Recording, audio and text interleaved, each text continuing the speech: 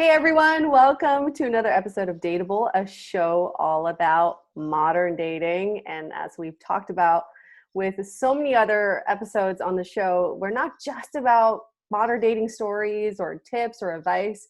We really dig. Yes, We we dig dig deep deep. into the whys. Why do people do the things they do? Why do people say the shit that they do? I mean, it's just it's so interesting to find the motivators as opposed to actions. And that's how we can change behavior, is when we find out why people do the things they do. So, really exciting. Season 11. We're full on double digits now. Not just barely Yay! scratching double digits, but we're legit double digits.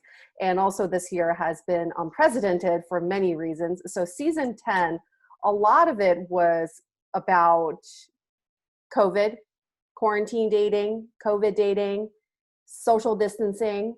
But I think season 11, Julie, disagree with me if you must. I think season 11 is about moving past this, moving past and looking forward to what is going to happen to dating. Not just, oh, poor us, we're stuck in COVID dating, but Yes. how can we use it in our favor?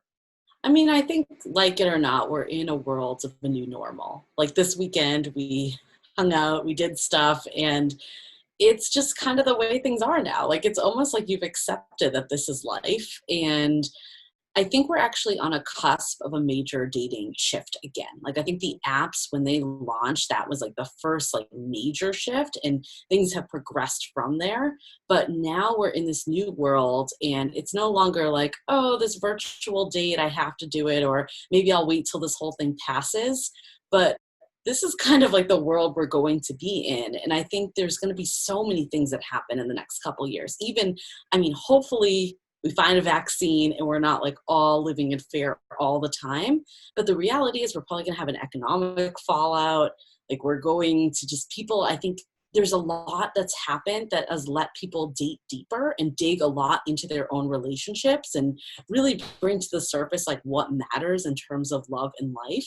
And I think that isn't going to go away. I think we are going to be more intentional. There's still going to be health risks even with the vaccine, things that we did. I love when you say this, but we were like the Oprahs of kissing, that we would just give a kiss to everyone Get a kiss, you get before. a And a kiss. kiss didn't mean anything. And I think Right. we're starting to see why that was problematic. And for all the people that want to go back to the way dating was, I feel like why? Because it's kind Mm-hmm. of the why again. It's so much of modern dating people complain about. There's a lot of beauties in modern dating, is what we found on the podcast, but all the stuff that we've complained about, this is giving us another fresh slate to start over again and figure out what we want dating relationships to look like. I think it's a really exciting time. I mean, it's detrimental what the world is going through, but instead of sulking in what's happening, we can persevere. And I keep Yep. using that word. I think season 11, we're going to talk about perseverance. What does that look like? And I think for so long, modern dating has been the Yelp of dating, which is everybody just wants to fucking complain about what is Yep. wrong. Why do people do this? What is terrible behavior? As we move forward to the future of modern dating, can we turn that into a more positive way of looking at dating? I think coming out of quarantine, so many people have had some really stellar experiences. Even if these relationships didn't last past quarantine, they were much Mm-hmm. more meaningful than they were Yes. before COVID, which is And fantastic. I think people also, even if they weren't dating during this time, people, the self-awareness, the people, I think everyone bitches about dating behavior, and then you have to look at yourself and it's are you doing the exact same thing? Because I feel Exactly. 9 times out of 10, you probably are. I mean, myself included. I know I'm sure some random on a dating site would be like, who is this person? Just ignoring me or doing whatever. There's certain things that just life happens. And I think just being more intentional and understanding that people are human and they might fuck up from time to time, and that doesn't make them a terrible person. And maybe it's worth, giving them that extra chance, especially when times are tough like they are now. I think we're so quick to throw up all these rules that we've had ingrained for so long. And I think that is I feel like this evolution of the podcast, like it started off almost as us, like kind of like, oh, this funny dating story, this annoying behavior.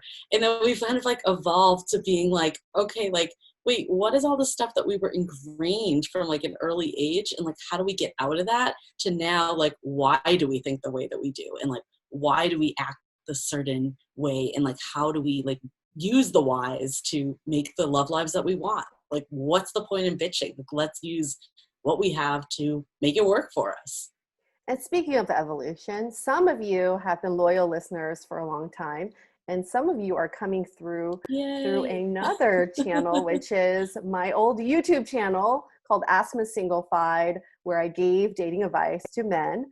And we've now merged the two. Now Dateable, it has become Miss Singlefied. Actually, Miss Singlefied has become Dateable. I'm retiring the Miss Singlefied name, but doesn't mean that this is irrelevant to you. I think this is even more relevant. So I want to welcome some of the new old viewers and listeners. And for those of you who are coming from my YouTube channel, I will tell you this right now. I still stand behind some of the advice I gave even 10 years ago, but I do think I offer lots of temporary solutions to dating conundrums. But now with this podcast, Julie and I are really on this mission to find some permanent solutions that may take time, that may take a little bit of personal development, self-reflection, effort, therapy, like takes time. But you're going to see long-lasting solutions and benefits from what we talk about on this podcast. So even though I still stand by everything I talked about in the past, the evolution of dating advice has changed. Now we're into deeper understanding of why people date the way they do and how we can change our own behavior to take control of our love lives. Yeah, and I This think is Julie, by the way.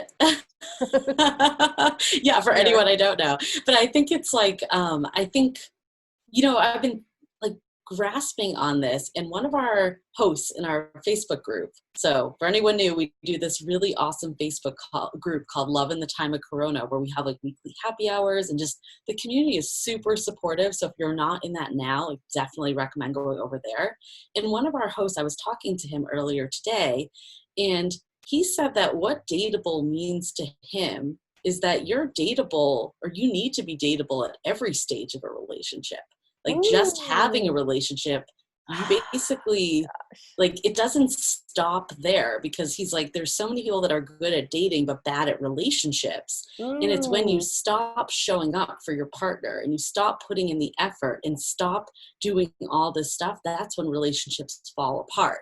So being dateable doesn't mean being single. It means, like doing the deeper work, having that emotional IQ. I feel like that word keeps coming up with everyone that listens to the show. And I think that's something that's really unique about our listeners in the community here, is that everyone is just so open and so willing to do the work and not just pass blame on the city they live in or the people on the apps, all of that. So I don't know. I just thought it was a really nice way to put it. And the work doesn't stop after you find a relationship. The work doesn't stop after you get married. Like, that's just not the way it works. Or you might be back in the single dating scene if that's the case.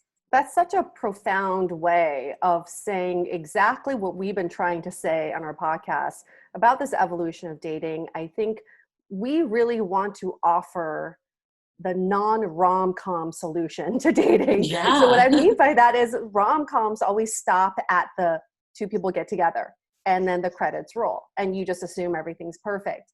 And that's basically what my dating advice was before too, is how to get the girl. Right. But then I don't talk about what happens after you do get the girl, because that's, getting someone is less than half the battle. It really is. Because then you still have to have a relationship with them and grow that relationship. So thank you for bringing that up, because that is exactly what we want to do with Dateable. And speaking of, I love that he defined Dateable that way. We asked for anybody who joins our very secretive private Facebook group, we asked a question, what does Dateable mean to you? And we mentioned this a few episodes ago, but I want to read some of the recent answers. Yes. That have been really great. One person said, being ready to date, being healthy and doing what is needed to take care or issues that come up, and bring your best self to the dating relationship. That's very similar to what we were talking about. Being dateable means continually working on myself and making positive growth while trying to date. It means making sure I look inward while also looking outward for people I might want to be with. I'm Love it. seriously, my mind is blown by just the emotional intelligence of our listeners. I really like every single time. I learn something new from that Facebook group every day. I'll give you one more. There's so many, but this one's good. This one's fantastic too. To stop blaming other people for their dating behavior and looking at my own space for improvement. Yes.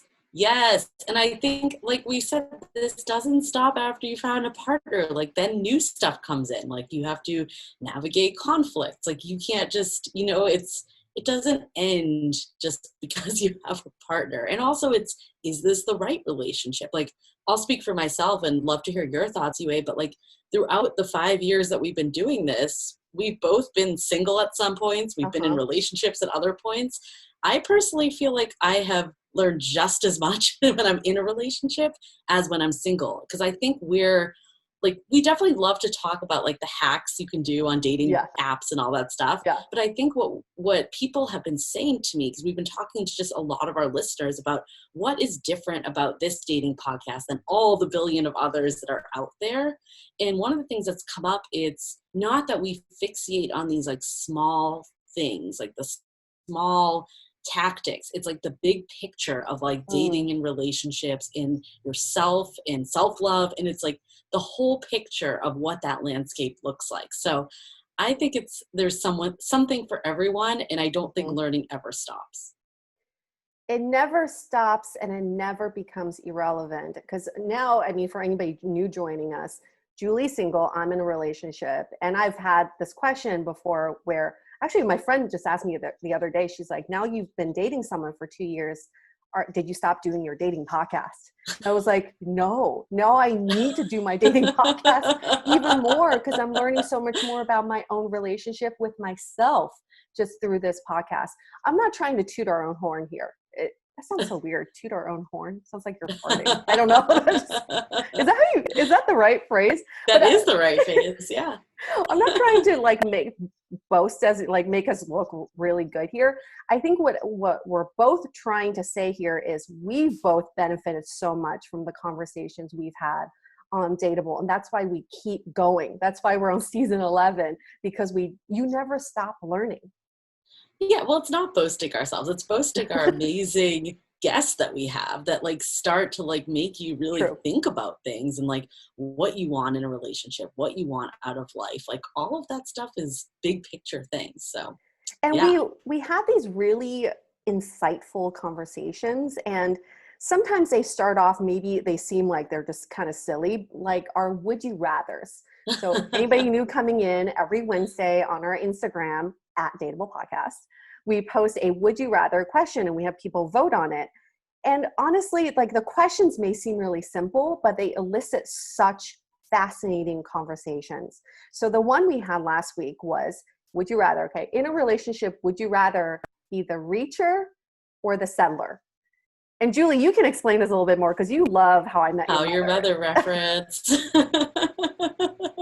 Barney's the one that came up with it? No, it might have been, but it was basically like with Marshall and Lily, who's been like a couple since college.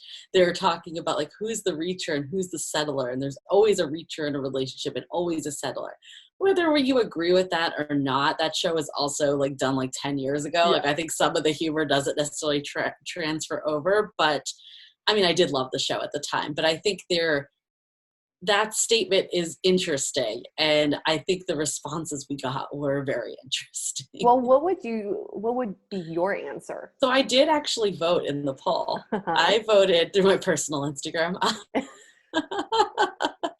I voted, I went back and forth, and I ended up voting reacher because I think what it is there's some connotation with settling, even though settlers, in theory, you might be more comfortable in your relationship. It might be more of an equal relationship.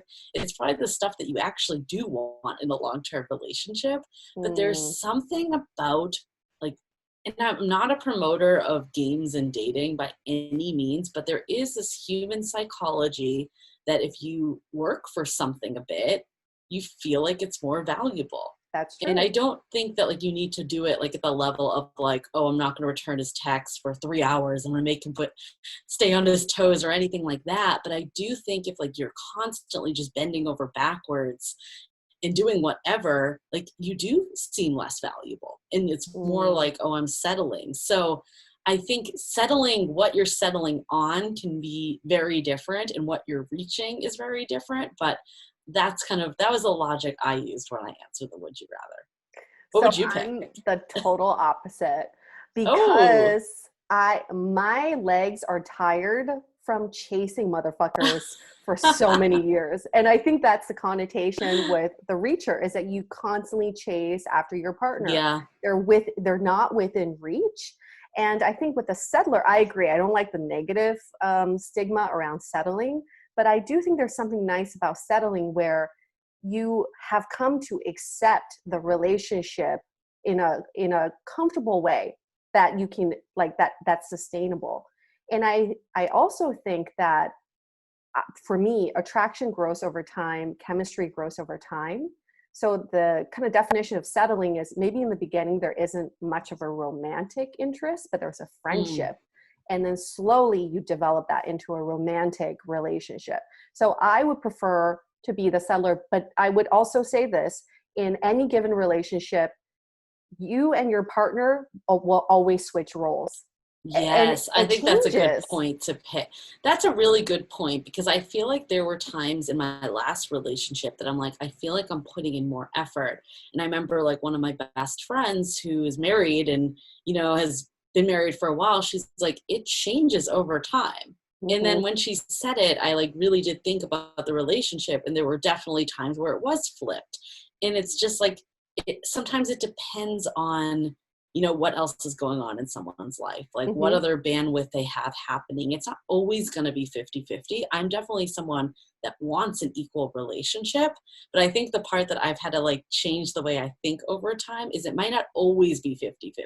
Right. It might be you're giving 70 and they're giving 30 at one point, and then that flips. It's just when it's consistently you giving like 70, them giving 30, that's when there's a problem. That's exactly it. You don't want to always be the reacher or always be the settler. You just, you got to balance out your relationship, but also know sometimes you may love your partner more than they love you. And that is okay. It goes back and forth. Seesaw. I think it also is defining what a reacher and what a settler means, because I feel like it's just the settler terminology is so bad, right? But it's like a reacher to someone could be, like they have a great job, or like they are so established, or they're so beautiful, whatever it may be. But I think as long as you respect your partner and you're excited by them, then you're not settling in any way. So yeah, it's a tough one in that regards, but I love the would you rathers, because I think it really does, when you're constrained to two options, it makes you like think about your thought process. So what do you think our audience picked? What do you think the results are of our poll? I'm going to guess reacher. You're right. 58%. So actually not that much more. No. 58% reacher, 42% settler. But what was interesting in the beginning, the first 12 hours of this poll, it was the opposite. Oh, settler was winning. But by the end of it, reacher took the lead. So for anyone that hasn't heard yet, anyone new, we are going to be doing a Would You Rather every Wednesday on Instagram, and then we're revealing the answer. So definitely make sure you're following us at DATEABLE Podcast. And also our other big announcement is that we have a newly glammed up website. Yes, we do. I feel like this has been a labor of love for a while, and really excited to just, tell our story better, let you guys get to know us. We have some really great photos that we took with our photographer, Larry Wong. And it's just been, I don't know, I think it really does represent us a lot better than our old website. So I'm super excited about this. Also, this has been a labor of love for Julie. Julie is the brains behind our website, even our old website, which looks stunning. Most people have everybody who's ever been on our website said, you guys seem legit. And I'm like, well, I do this outside of this work professionally, so I she is hope a pro. people say that. I hope they're not like, this looks like shit. She is literally a pro, but this new website has been a labor of love for a long time. And I can't wait to reveal this to everyone because it looks slick. I mean, I think that's the thing. It's clean, it's slick, it's informative. Yes. I love using Webflow, and we have a code if you want to use it. It's in the show notes, but highly, highly recommend. It gives you so much flexibility. So yeah, Cool. Very excited about the website. And then we also have a section all about the community. So again, another plug for the Facebook group, but it's just been such great activity in there. And yeah, definitely read up and learn more about it. Yay, yay, yay. New website, new YouTube channel, new season.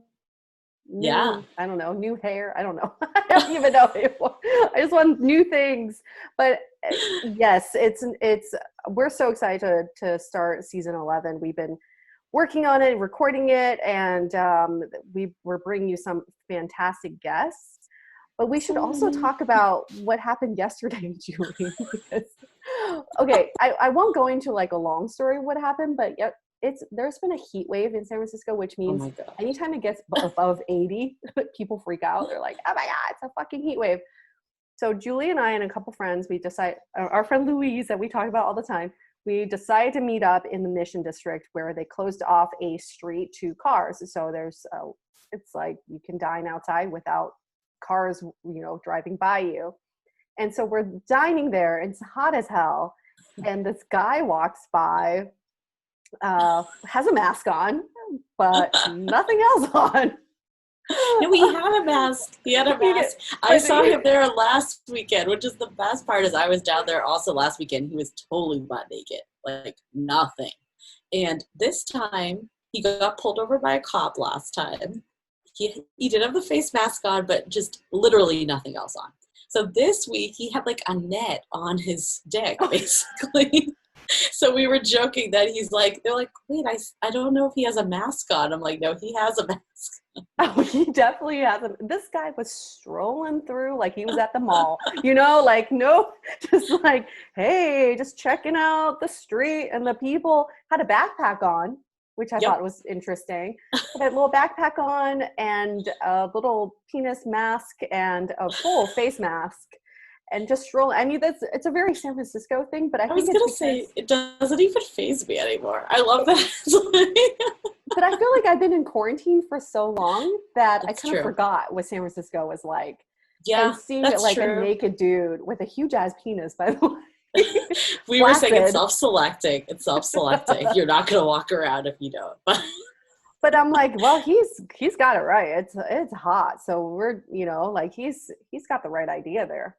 So we had so much fun yesterday. I had a really good time. I think it was one that we found this place that had the most amazing watermelon margaritas. They gave you like literally half a watermelon like sliced and shallowed out, and they must have mixed the actual watermelon with margarita. It was literally the best thing I've ever tasted.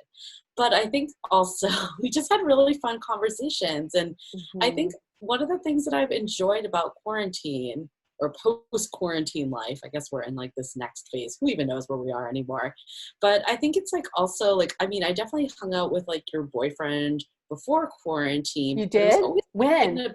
I feel like it was like in a big group. Like, you know what I mean? The way you said it, like you guys hung out alone. Like, no, I don't mean that. Yeah, we actually hang out every week. We just don't tell you. I'm just kidding. No, I don't mean like that. Like, I mean like with you.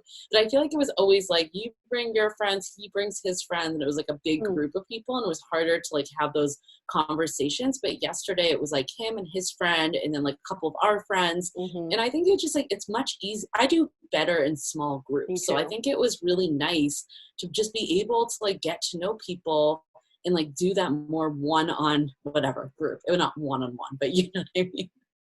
Yeah, I thought it was really nice too, because I'm like such an introvert now since quarantine. I like don't want to talk to people, especially in IRL. But yesterday took a lot of energy out of me to get myself there. And once I was there, I was like, this is great. I really miss just having people to have a drink and some great conversations with. But when I say a drink, I think we had like 600 drinks. I was plastered. I was shit-faced. I came home and I fell asleep on the couch at 9 p.m. I mean, that's the best part about the quarantine Is life, or it? like the COVID life. I don't want to call it quarantine. We're like, I don't even know what stage we're in. I We're don't know like the what. COVID life. It's like your night that used to start at 8 p.m. Now everything shuts down by like 10 p.m. So you're going out at like 4, right? We went out. I think we met up at like 4. Yeah, and had But dinner at 4. That's yeah, AARP time. the early bird That's special where my slash grandma eats. let's get sloshed. Yeah, no, I anyway, I was think shit-faced by 9. it was, usually the restaurants will kind of try to get you out because they want to turn over the tables, but what the restaurant we were at didn't give a fuck. No, We had to flag them down. We no. were literally there from 4 to 7:30. It was I crazy. know. The sun I've hadn't never even been gone in a down. restaurant that long, and like I can't even remember when. Can we just But give yeah, them it a shout was. out? Hawker Fare, so good. Such amazing Southeast Asian food with the best watermelon margaritas that they only have 14 of, and we ordered 10 of the I 14. love this is the only era that you're like, shout out to the place that has terrible service because you're not ignoring us. Like Holy normally, shit. I was also thinking, it's like in the past, I feel like we'd be like, well, what restaurant do we want to go to? One sec. Oh man, they're out to get you. Okay. Yeah, I was like, always like, we'd always be like, what restaurant do we want to go to? We'd all have like 20 Yelp ideas. And Right. now when we were figuring it out, I remember like sending over a few, and my friend that I did a hike earlier before we met up with UA and folks, and my friend that I was with on the hike was like, like we're not going to be the ones picking the restaurant. Like it's Right. really which one is like available for us. So like it's a funny turn of event, and you're kind of like, I'll go anywhere as long as I can sit down, get some food, get a drink. I'm good. So, Mojo. but anyways, should we go into the episode that we have today? So such a great opener Hold that we've on. been. Oh, Mojo. Mojo Bear.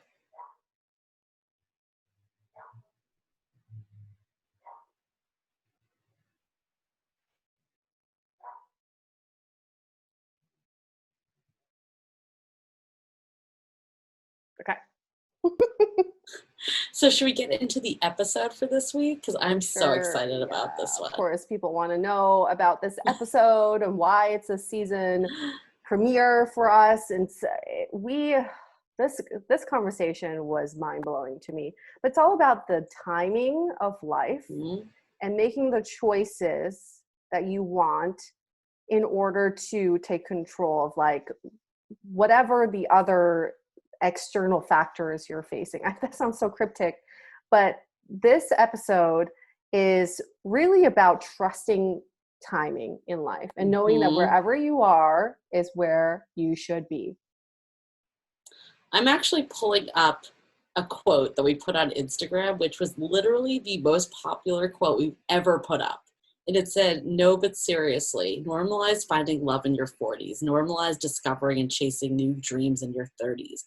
Normalize finding yourself in your purpose in your 50s. Life doesn't end at 25. Stop acting like it does. And Mm, I think there's something just so powerful about this because so our guest, Christina Bradley, her book originally was called 30 because it's basically about just like what happens when you turn 30 and that freak out moment that you're not in the place that your life was supposed to be. And she actually ended up renaming the book to Which Way to Happiness mhm. because it really goes beyond just 30. It's like any timing of your life. Like it's really about like defining like what society is telling you that you must accomplish by certain timelines, and then realizing like, one, is that even what I want? And then two, being like, who says I need to do it by this time? So Mhm. I think that's why we wanted to start with this episode too, is because especially during COVID and quarantine, I think a lot of people have been feeling this stress of, okay, I'm losing valuable dating time. Maybe I'm like wanting to get married or have children. And it's like, oh, another whole year I'm going to be single. And I think it's easy to think that way. Like I admit that I've definitely had thoughts like that too. I'm not going to like lie and say that I didn't. But I think it's really just like understanding that it's not a perfect science. And the stress of doing that is going to let you kind of lose out on potentially some amazing things that are happening at the same time. The problem is anytime we reach some sort of milestone age, none of us have reached our fullest potential of what we think that age should be in our mind, right? Like nobody's ever turned 30 and said, I accomplished everything I wanted at 30. Nobody turned 40, which I'm going to be next year, and said, oh my gosh, this is exactly how I picture my life at 40. Right. But we need to just get rid of these external pressures of what your life should be like at certain milestones and start setting milestones for yourself. Like rewrite the script here. Why do you need to follow this journey that other people tell you need to be on? I mean, I think a lot of this is going to start breaking down over time. I guess if we're going to throw out some predictions of where we think dating is going, is I do think that people are normalizing this. Like, I think the way the quote was written really well is, I mean, if you look like years ago, like we heard Candace Bushdell, who was a past guest of ours, say that like when she like wrote Sex and the City, like you were like a leper if you were not married or single at 30. And I think it's gradually shifting, that there's not as much of an emphasis. Like some of that remains. It kind of comes full circle to what we were talking about earlier, is there is this stuff from the past that we still have in our minds, and we need to question, where is it coming from? Like, why do we feel this way? Is it because we actually feel this, or is it because we have this inflicted pressure? And I think once we can like let the pressure go, and once society and media as a whole shift more, I think that's when we can really just start to live life and be comfortable. It's thriving in the now. That's what it is. And I really hope this period has trained us to really appreciate the now, because no way in hell can you make any plans for a week from now. Nope. Even. So it's great to think about, like, you know, everybody, whatever the decisions you've made for your life right now, even if you question them, know that you stand behind those decisions. Yeah. And you can't control what the future holds. You have no idea what the outcome is. At least you can control how you feel in the moment today, and how you can feel better in the moment today. And that's why I love this episode and this conversation so much, is it's not so much about, if I do this now, what will be the outcome in the future? You have no fucking clue. Nobody can predict that. Right. Someone who has like a magic 8-ball cannot predict that. Magic 8-ball? Crystal ball. Whatever, a ball, magic ball of some sort. What about Aladdin? Can they predict it? Yeah, maybe some people can predict it, but the normal human being cannot predict it. So really trust in the timing of your life. What about the medium that we're going to have later on in the podcast? She can predict it, but only she can. She's the only one with superpowers. Do you see the sweat dripping down my neck right now? This is how hot it is in San Francisco today. It is crazy. I actually turned my fan off because of this recording, and I'm like, okay, we need to end soon because it is freaking hot. But I guess that's a good segue. You know, without further ado, let's hear it from Christina. Yes, please.